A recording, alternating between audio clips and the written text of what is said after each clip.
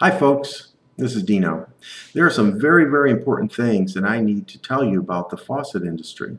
There have been some changes lately. Back in January, California and Vermont voted in a no lead law. What that means is your drinking water cannot come in contact with anything that has any lead in it at all. Now, you have to understand how faucets are made. The vast majority of all faucets are made of cast brass. Cast brass has trace amounts of lead in it.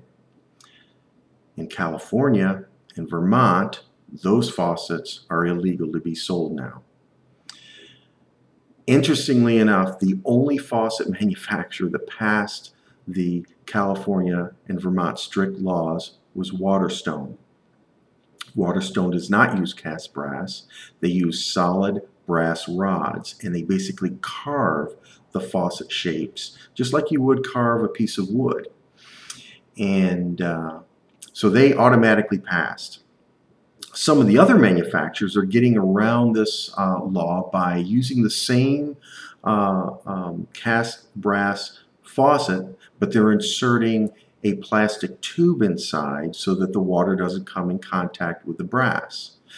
That allows the passage of their brand of faucet. So you might want to check into that. I'm concerned about how they're doing this and what kind of plastic they're using and whether the plastics are safe.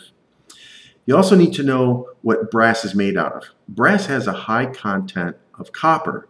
Copper kills bacteria on contact. Now, if you have a solid brass faucet like Waterstone and water sits in there overnight, the bacteria is likely going to be killed because it's in contact with a great deal of copper in the brass. That's not going to happen if you have a plastic insert in there. My concern is that might even harbor bacteria instead of kill it.